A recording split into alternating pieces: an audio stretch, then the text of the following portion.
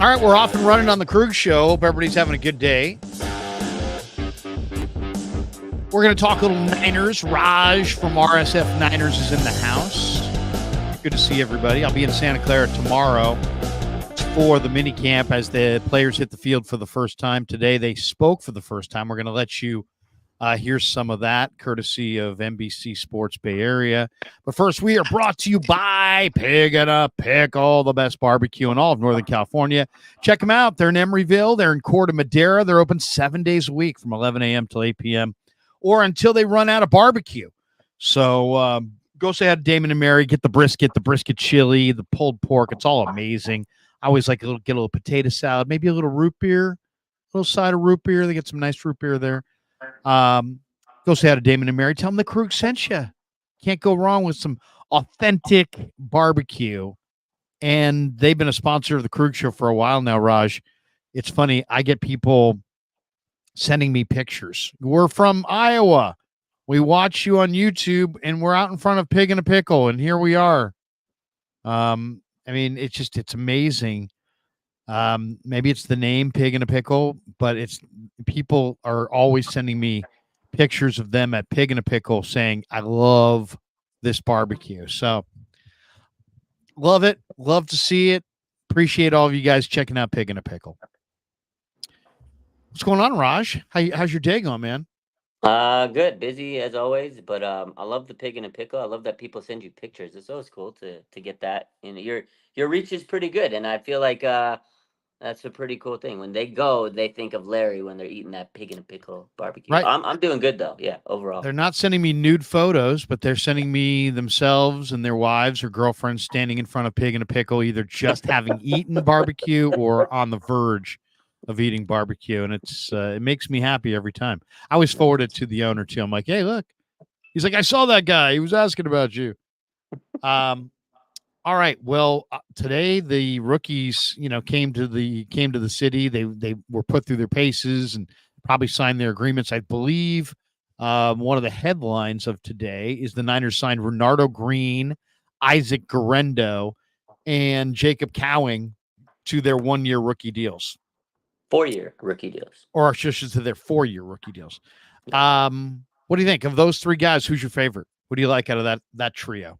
Out of that trio, I actually a great trio, but my favorite of them all of those three was Renardo Green. He was my favorite of the whole draft class. Like I love the guy. Overall, great draft class. But those three good signings. But I think Renardo Green's my favorite of the bunch. Yeah, he seems to be super aggressive and uh-huh.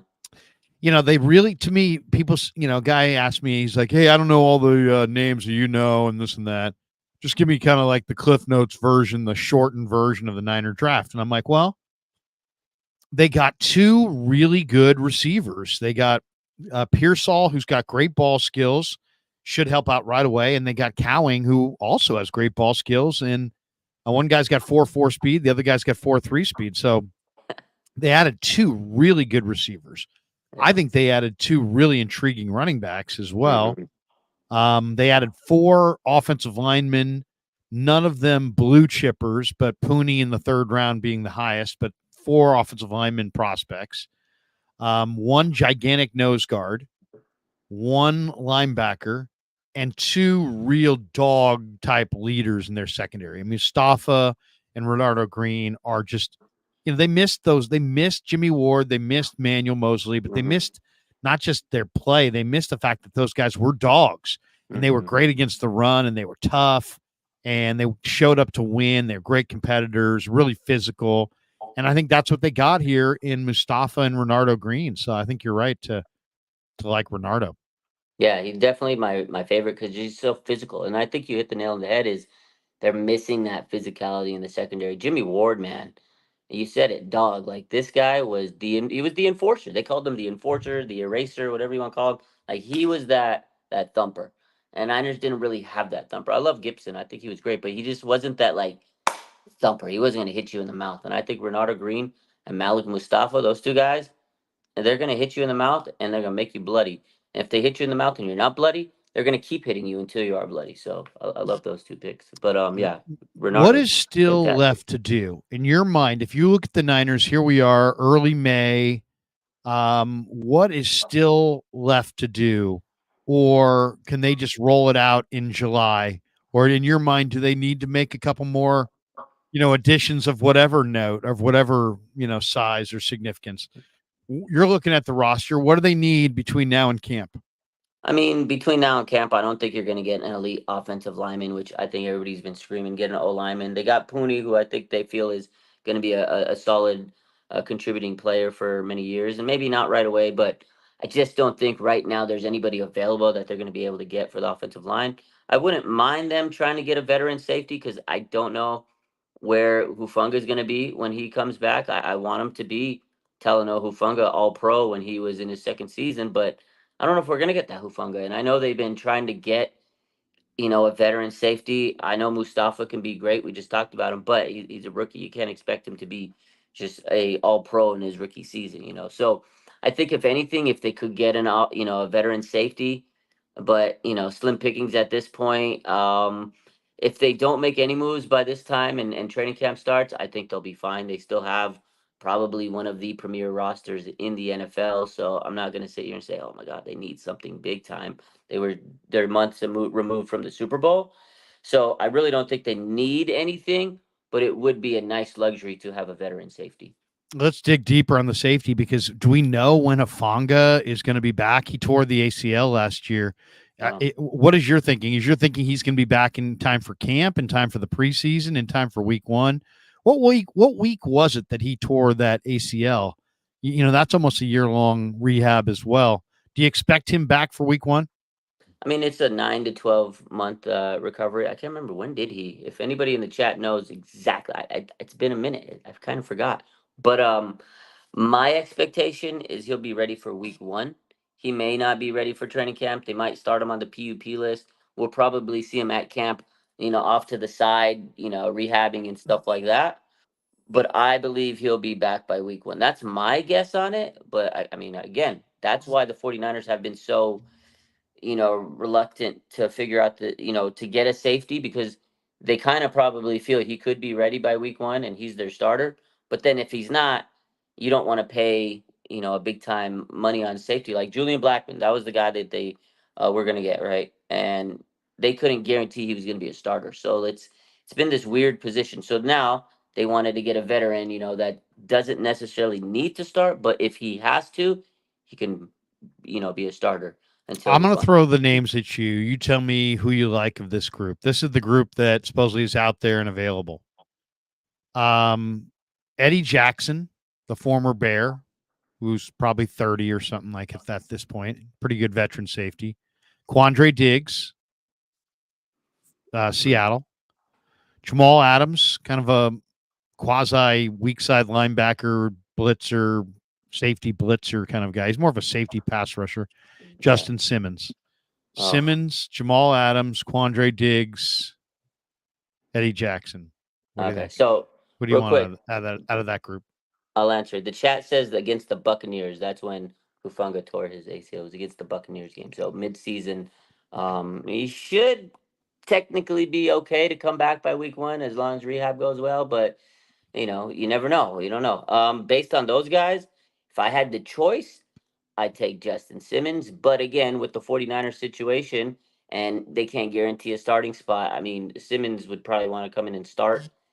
I think Quandre Diggs probably makes the most sense because he doesn't have to start.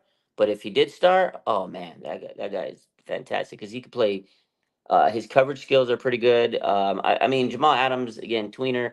He's more of that blitz pickup guy. You use him as a fringe player where he can come in and blitz, or like a gimmick type player. I don't think you're going to use him to start a lot of games because his coverage is horrible. So I think realistically, it makes sense to go get Quandre Diggs. I think the best guy out of the bunch would be Justin Simmons. Yeah, I would probably agree with you. Eddie Jackson might be the guy that's the easiest to plug in because he's played Probably. a lot of ball. I don't know. I don't know what they're going to do.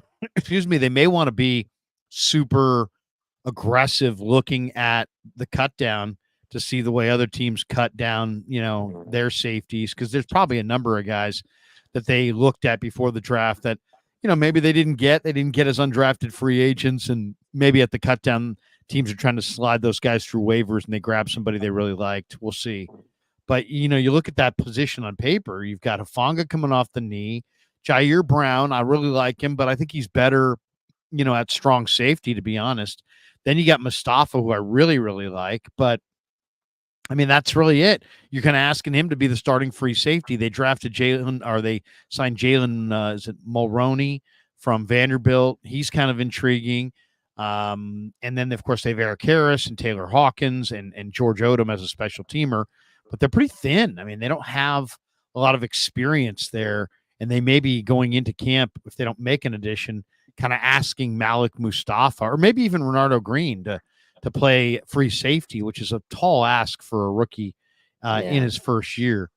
There's an article on Niners Nation about, guys, 4 or 5 guys the Niners should sign before week one. And those DBs I just threw out, those 4 DBs were all thrown out as potential guys. They also threw out a couple offensive linemen, Dalton Risner and Gary Van Roten from Roten or whatever from the Raiders.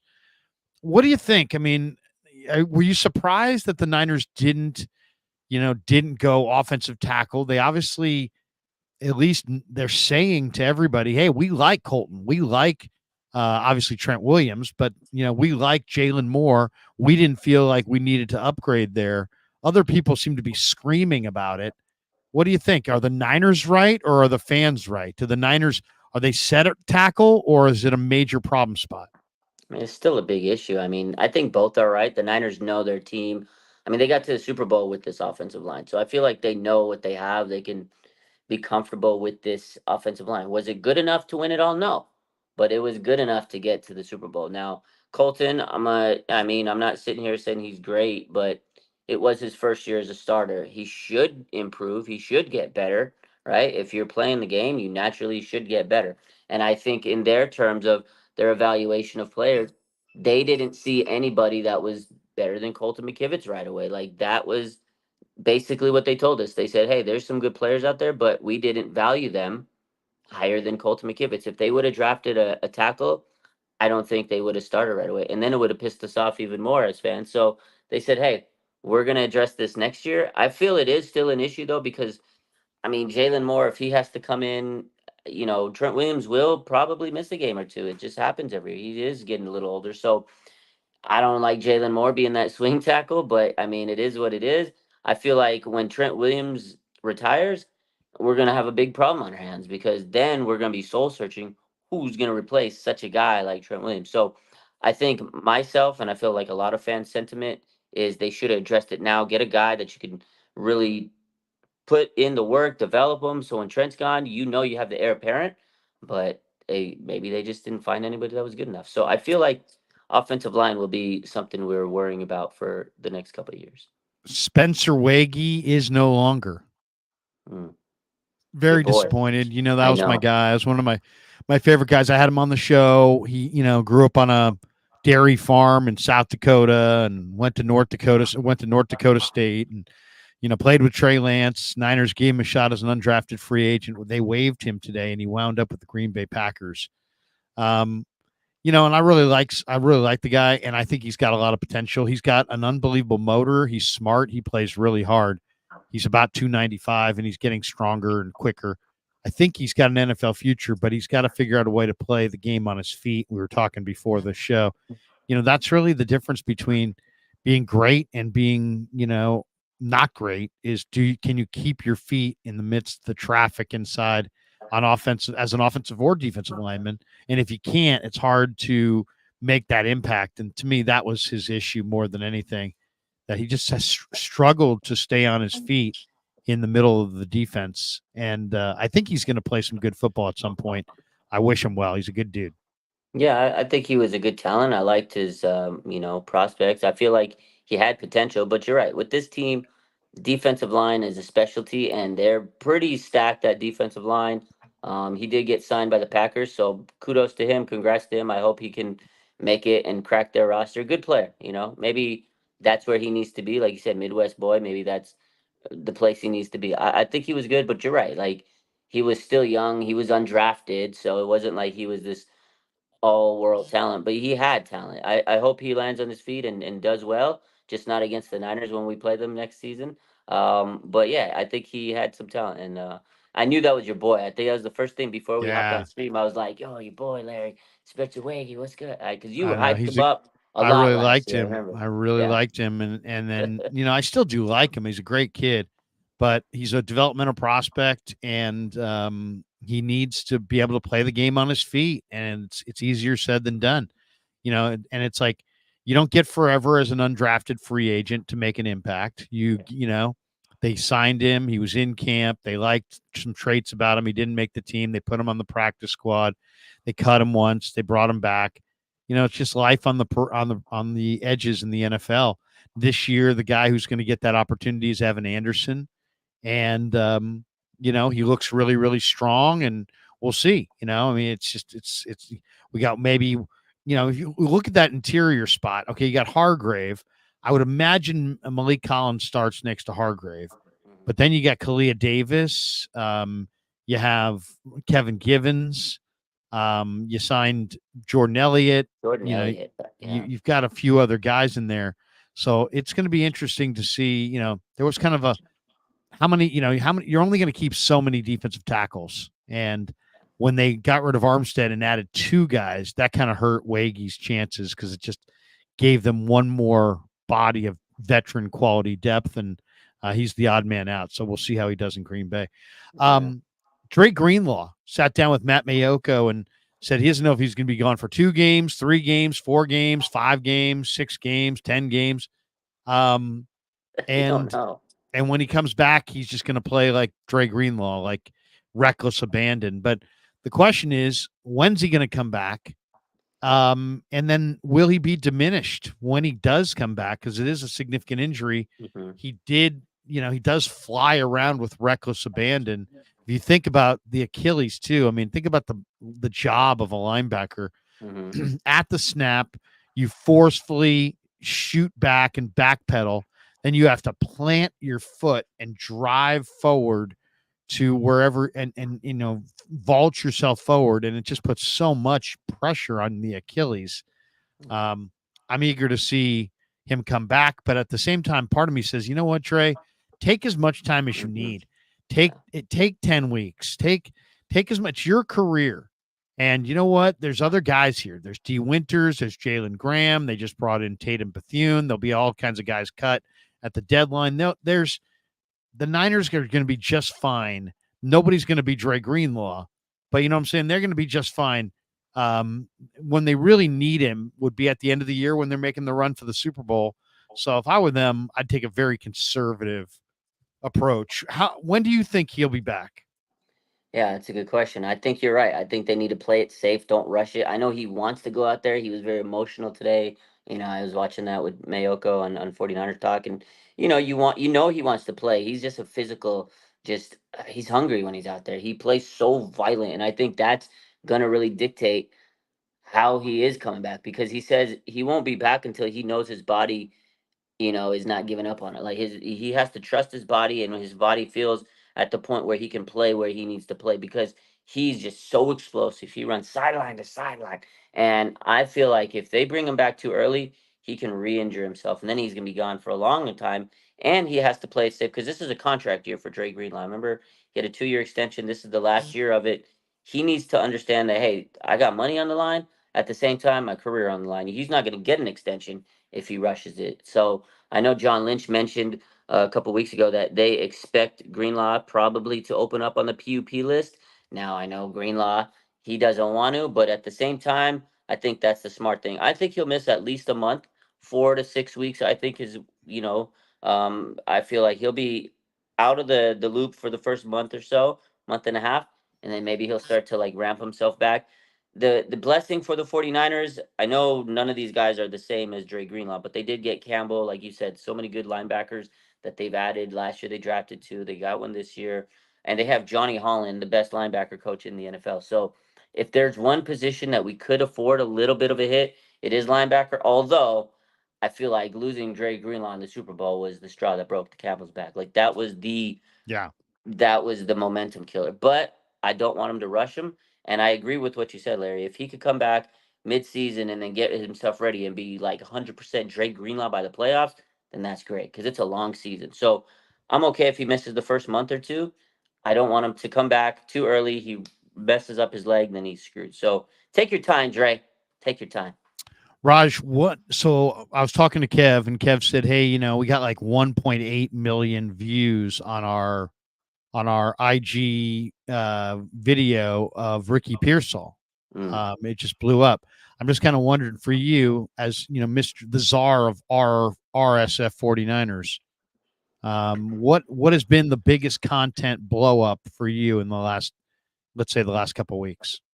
Oh What have you man, put out that is just absolutely dominated, where you're well, like, wow, this is an amazing amount of reaction for this?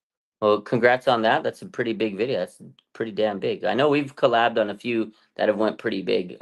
Me and you. I think the biggest one over the last 2 months. It hasn't been a lot going on, but the draft basically always gives us good content. It's honestly Ricky Persall um, reaction video. I think that video went crazy. Like the video where he just went crazy as when he got drafted. That video was pretty big. And let's take a look. Let me see what else got pretty good traction. Um, let's see. Oh, Ricky Persall recently training with. So before the draft, he was training with Jacob Tyreek Cowan. Hill. No, he was training with Tyreek Hill and Jalen Waddle in Miami before the draft. So that video was pretty big. I mean, there was a lot, but those were probably the two biggest of them all. The players seem to be, really excited about Ricky Pearsall, They like him. Yeah, which I is a like good him. thing. What I liked is that Eric DeCosta, the GM of the Ravens, had him as his sleeper guy. Oh I yeah, don't know. I don't know if he, I don't think these guys, there's no reason to lie after the draft. You're not getting him anyway. But I thought that was interesting that he said it was a very good pick because he's one of the hottest GMs in the game right now. I mean, the Ravens do a phenomenal job every yeah. year in the draft. Who is the rookie that you're most eager to see? Or is there Um, one is there one that you think is going to make the biggest impact this year? on the Niners. Yeah. Yeah. Ah, man, that's a good question. Honestly, I probably think it's going to be Ricky Persall. I feel like he's going to have a good impact. As much as I think, again, my favorite was Renardo Green. I could see him being the slot starter, nickel cornerback. So I feel like he might be up there, but I really think Persall is going to have a fantastic rookie season. I think the offense for the 49ers is going to be just so electric. They were the number one explosive team on offense last year. You just added Cowing and Persall, and you have Jennings and Debo and IU. And it's going to be amazing. And Kittle, and CMC, I still think they're going to find ways to get the ball to Ricky Persall.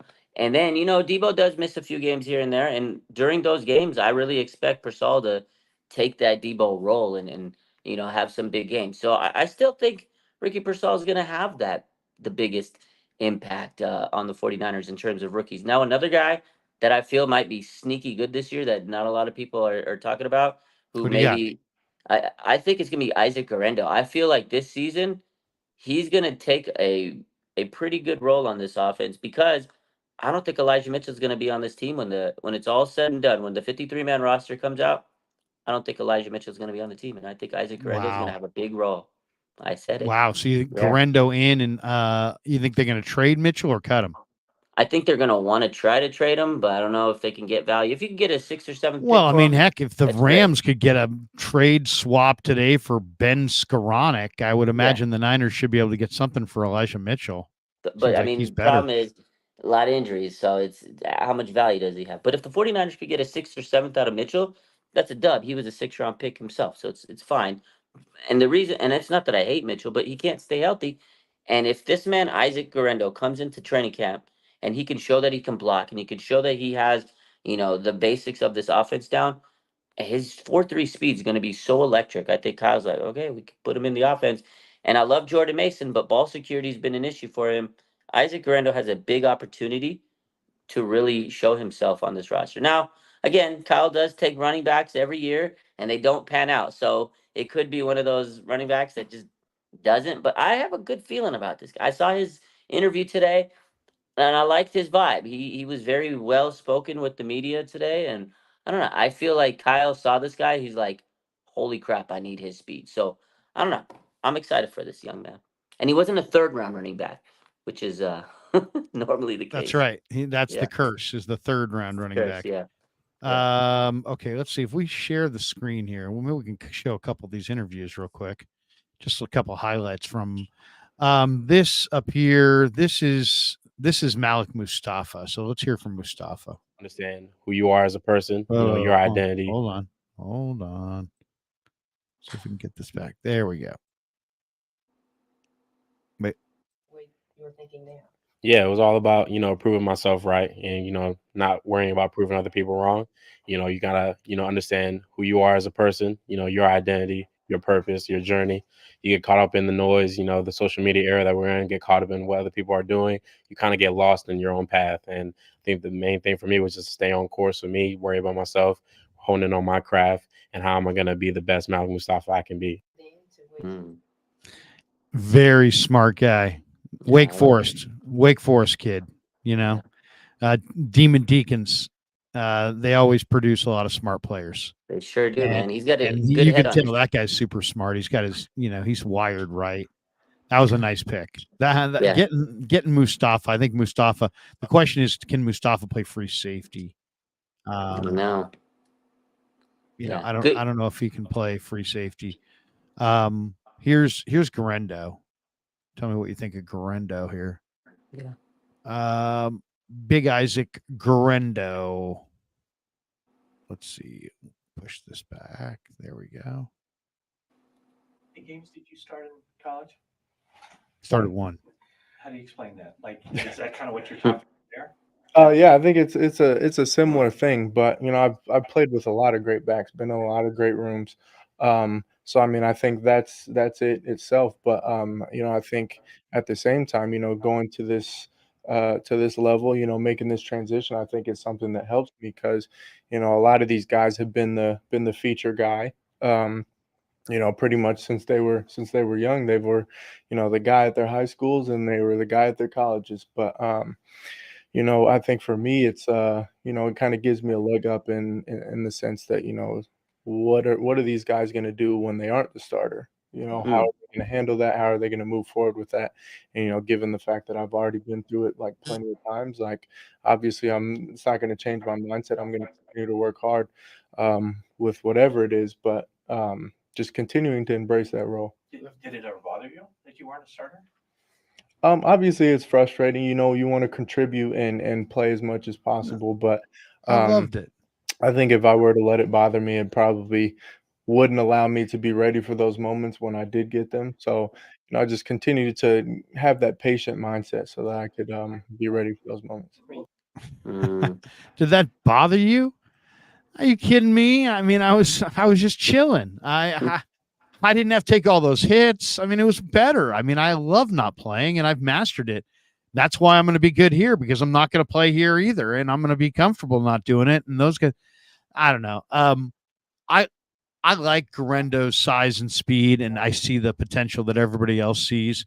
I do think it's interesting that McLuhan's like, he's not going to make the roster. Is he going to be a return guy? Is he going to be a receiver? He was a receiver in high school. He's built like a fullback. But he's a running back. He's got running back speed. I don't know. It's going to be really intriguing. How do you see Shanahan using Guerendo? Yeah, he definitely is an intriguing player. He can catch. He can play the fullback. It really depends on how his blocking is, and he is fast. This guy is a weapon. And you know what? Honestly, I think initially he might be a return man, and Kyle kind of tries to gain his trust because they did lose Ray McLeod. There is a new return rule this year, so I feel like the 49ers have a couple guys that initially they might earn their trust by becoming a return man, and then Kyle can see, okay, I can implement him like this into the roster. But again, I think eventually when the dust settles, he will be a guy that Kyle's gonna absolutely utilize in this roster and throw him on those quick tosses and throw him on those counter plays. And okay, CMC, he might be taking a break here and there. You're going to want that speed to kind of keep going and run down people's throats. Niners run the ball. So I think eventually he's going to be a nice little weapon for the 49ers. But, he knows he's got to have to take his time. He's got a chip on his shoulder. And I like that about him is he knows, hey, I'm not coming in here to be the starter. There's a lot of guys ahead of me but he's been in that role before. And I think now you're right. He's got fresh legs. He didn't take those hits in college, and now he's ready to go. Hey, look, Kyle, I'm here for you. Let me show you what I can do. So I'm intrigued. I'm excited. I think eventually he'll be a nice little weapon for Kyle, but they're going to be able to utilize him in a lot of ways because that's why Kyle got him. He wants a guy that's versatile. Kyle loves versatility. The more you can do, the better in Kyle's eyes. Wow, it's going to be fun to see how he's utilized as well as Cody Schrader. One more I want to show. This is Kingston. Let me hear a little Jarrett Kingston. This is the USC 6th rounder, Jarrett Kingston. I know you said you're a 49ers fan growing up, but in your community, has there been a lot of excitement? Oh yeah, I have a bunch of pretty much all my high school buddies are all 49ers fans, so it was cool like getting that rolling with them too, like because they're huge 49ers fans. So, and now I'm a huge 49er fan. So, so yeah. What's your take on the draft? So my whole family's from LA, so I kind of wasn't forced to be a Rams fan. Like I kind of grew up being a Rams fan, and then I was also a USC fan growing up. And I was followed Clay Matthews his whole college career, and then followed him to the Packers. So I'm also a Packers fan. So there you go. Who are you a fan of? I'm not sure how he's going to fare, but you know what? The odds are that they have 4 new offensive linemen. The odds are a couple of those guys that they got are going to stick, and probably Pooney, I would guess, would be one. And then between Nugent and Mays and Kingston, probably at least one of those guys will stick. And that will give them a deeper, more talented interior offensive line. I know there are a lot of people that say, oh, they didn't do anything for the offensive line. That's not true. They added 4 players, and I think all 4 players are good prospects. Now it's just a matter of which one or 2 or 3 or maybe all 4 make the roster. Yeah, I mean, you got to also remember a lot of these guys might be drafted for the future. They might make the practice squad. They'll keep them around, develop them. Because again, next year, we've talked about this. Jake Brendel, 32. Will he be on the roster still? Feliciano, 32. He said it might be his last year. Trent Williams, he's 36. Time is ticking on him. So that's 3 guys that might not be here next year. And then you have Aaron Banks, who's a free agent. Are they going to be able to pony up and pay him? You got Brock Purdy that needs to get paid next year. So I don't know. They might have drafted all these guys to be the future starting O-line. We'll see how it goes. But they definitely have some depth that they can develop and see how it goes. One more question, then we'll jump to some supers, and then we'll jet. I thought all the teams in the division, the Rams, the Cardinals, the Seahawks, I thought they all had really good drafts. I also thought Detroit had a nice draft. I thought Green Bay, added some nice pieces. Give me 2 names. Give me the team that you think is the Niners' number 1 competitor inside the division, and give me the team that you think is their number 1 competitor inside the conference. Oh man, that's tough. Inside the division, the NFC West, the NFC West dominated this draft. They all did good, but I think right now, who do you fear the most here? I mean, the Rams have Stafford, and Puka and Kupp, and they just added Blake Corum, but man, the Cardinals have Kyler, and they just added Marvin Harrison and all kinds of talent on their side, and Max Melton, and there seems like Monty Ossenfort's got it going, and then John Schneider got Byron Murphy, and he added a lot. I mean, it seems like Seattle's maybe the best run of the group. What do you think? Who do you fear the most in the division going forward? Yeah, no, all of them did good. I think it's going to be a battle in the NFC West, but if I had to pick one team, I wouldn't say I fear them because the Niners typically own them, but they did have a good draft, like you said. I think the Rams, man, they really put together a strong draft. They got 2 outstanding Jared Verse, Braden Fisk. Verse and Fisk, 2 outstanding defensive linemen. I mean, they lost to Aaron Donald. That's huge. So they had to retool that D line, but they got 2 really good guys. And, if you're gonna lose a stud like Aaron Donald, you need to get 2 big time guys, and I think they did it. And then the Blake Corum was fantastic signing. Puka year 2. I mean, he was fantastic year 1. What can he do this year? Cooper Kupp will probably be healthy this year. I think the Rams and the Niners will be the top 2 teams in the NFC West when the dust settles. I mean, Seattle will definitely be up there battling. I think the Cardinals are still a year or 2 away from making noise. They'll be improved this year, but they got a new head coach, and it's still a lot of things taking shape. But if I had to pick one team in the NFC West that I feel like is going to battle us the hardest, it's going to be the Rams. They're tired of being kicked down by us, so I think it's going to be the same old sorry ass Rams. In the NFC in general, that's tough, man, because I feel like the Packers are only going to get better. They were so young last year, and Jordan Love, man, he was fantastic. But then at the same time, the Detroit Lions, man, they took us to the brink. They were ready to go to the Super Bowl. We had one of the greatest comebacks on them. I think the Lions, their draft was out of this world. Packers had a good draft too, but I think the Lions, man, are just on a collision course with the Niners this season, and I think that is the one team that we have to really, worry about in the NFC. Out of everybody, I think the Lions are the team to Yeah, I would that has a agree. target I on would us. agree. Yeah. I might go Seahawks in the division because I just fear John Schneider. I think he does a great job of building. Okay. They always seem like they've got a lot of talent, but I would definitely go Lions. I would definitely go Lions in the conference. They're also they've got a great combination. They got all kinds of good young players. All right, 3 supers, and then we'll jet. If Raj can do the honors here. This is from Niners_throwback. All right. He said, my boy, Niners throwback. He's on everybody's stream. Shout out to my boy. He's always hopping on these streams. So he says, John Lynch is a top 10 GM, in my opinion. The Brock Purdy and Jordan Love QB debate just doesn't end. Oh, it's going to be a fun QB rival for years to come. I don't know if you saw the banter on Twitter, but there was some Pro Football Network posted that John Lynch wasn't even in the top 10 of GMs, which is crazy. And now there's like, the last couple of days, it's been like Jordan Love is better than Brock Purdy. No, Brock Purdy. Like Twitter's going crazy. NFL Twitter's going between. It's gonna be Well, I saw battle. CBS Sports Line. CBS did the quarterback rankings. They had Mahomes 1, Purdy 2. Yeah. Now, I kind of retweeted that and said, "Hey, look, I'd have mine Mahomes 1, Burrow 2, Allen 3, Jackson 4, Purdy 5." But then I had Purdy in front of CJ Stroud, in front of Stafford, in front of Love, in front of Rodgers, in front of everybody else. I had Herbert. Somebody said, "Well, why do you not have Dak Prescott in the top 10?" I don't think Dak Prescott's a top 10 guy. I know he, was the all-pro quarterback last year, but I mean, I don't know. Maybe it's because the Niners own them. Maybe it's because every time he plays against the Niners, he throws 2-3 picks. Yeah. He just to me, he puts up fat stats. But who are you putting him in front of? Is he better than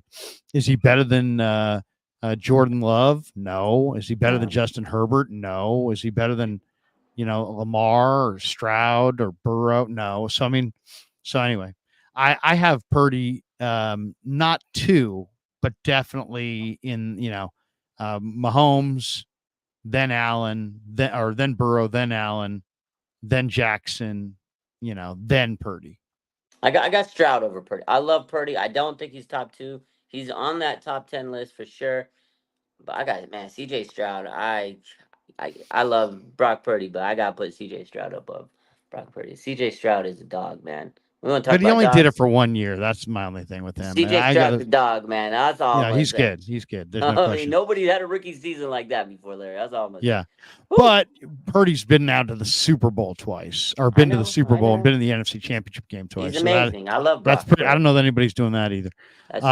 Okay, we got another one here. We will be able to see if P-Line belongs pretty quickly. That's right. The man from Furman, the tight end. What do you think about him? I know you were pretty stoked when I like him. him. I like him a lot. I think he's tight. I think he's going to be tight end too, unless they go out and sign somebody else, or Cam Latu just absolutely looks worlds better. I like Mason Pline. I mean, I think he's smart. I know he's smart. He's got huge hands. He's really athletic. There's going to be some, there's going to have to be some coaching and some development there, but I think he's a phenomenal prospect, especially on paper. We'll see what it looks like on the field. That'd be a great story, Larry, if the undrafted tight end becomes tight end too. With all the players, we drafted 2 tight ends last year. That'd be fantastic. I know, but I mean, who is he?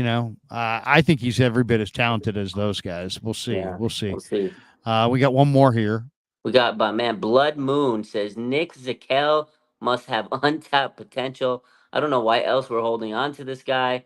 Bell is JJ's replacement. Gray Mitchell will be the surprise cut. So book it. Yeah, Nick Zakel. He's I think because he's Brock Purdy's roommate, he's got some pull on the team. I don't know. Well, you always get a couple years usually to, if you're a practice squad offensive lineman, to develop. But you're right. It's go time for there's about 6 different guys from that 22 draft class: Drake Jackson, Samuel Womack, Spencer Burford, Nick Sikel, several. I mean, Drake Jackson, Danny Gray, who's going to step up from that 2022 class and produce. To date, that's been a hugely disappointing class, but there's always potential for a lot of those guys to turn it around. And I think a couple of them will. I'm just not sure which ones. So Raj, tomorrow I'll be putting my eyes on practice. If I could film certain players for you, who would you want to see film of tomorrow? I mean, I know everybody's going to be filming Ricky Purcell, so I need you to get me some Renardo Green. I need you to get me some Malik Mustafa. Go get some Cody Schrader film out there. Go put some Schrader tape out there. I may even bust out a little Tanner Mordecai for you. Ooh, okay, I like it. And get my boy Paline, the tight end we just talked about. You need to get this is the thing. To go big, get the people that nobody has the eyes on, because you're only going to be the one providing it. Because if everybody's posting Ricky Purcell, everybody's going to post Ricky Purcell. Your contact's going to get lost in the shuffle. So go get the people that aren't getting the hype, and you're going to get blown up everywhere. Look at that. That's what I'm going to do. That's what I'm going to do. I'm going to take Raj's advice. There you go. All right. That's going to do it for us. Thanks to Raj. Thanks to Pig and a Pickle for being the title sponsor of the Krug Show. Thanks to Sharp Corner Sports Cards and Collectibles. They're at 205 Cypress Avenue in Pacific Grove, down there in the Monterey Peninsula. Give Anthony Catania a call. He's at 831-521-5264. Thanks to Underdog Fantasy as well for being a proud sponsor of the Krug Show. And click that link in the description and use that promo code Krug, KRUEG, and they will match you up to your first $100. Nice. Raj, have a great night. I got to get to bed because I got a big day tomorrow. Going down to Santa Clara and going to watch minicamp. I'm really excited, and I will report back on everything that I see, and we'll have more to chop up next week. Nice. What time does it start tomorrow? What time are you got to be there? That's a good question. I believe it's maybe 11:30, something like that for Nick Sorensen. That was the other thing I was going to ask you. If you could ask Nick Sorensen one question, what would you want to ask Nick Sorensen? Ask him what is the influence Brandon Staley's going to have on that defense, because they're co-defense court. Like, how much he's the DC, so like, how much authority does he have compared to Brandon Staley? I mean, I want to know what the divisions of rule they have. I don't know. I might ask him about just like the depth chart. If that's something that, when you're the defensive coordinator, can you change the depth chart? Has anything changed on the depth chart among the starters? And because like to me, the guy that has to play for Greenlaw is Jalen Graham. Mm-hmm. But Steve Wilkes didn't play him last year. And when I asked him Wilkes about him, he's like, well, he played a hybrid safety linebacker role, as to suggest he was too raw to play. But I thought he looked awesome in the preseason. So I want to see Jalen Graham on the field if there's no Dre Greenlaw this year. Okay. So we'll see what he has to say about that. So it's Sorensen meets first at 11:30, and then they have practice? Sorensen, then practice. I think practice at 1 something. Okay, I got to know so I can plan my day. I got to work. I got to plan around it. So look at you, right. Strategic. Do not miss content. I can't. I got to. If I'm with a patient during content time, I'm sick. So I got to get all my patients done first, and then do paperwork when it's content time. Duck out and just I'll be back in a minute. No, they know now. Relax.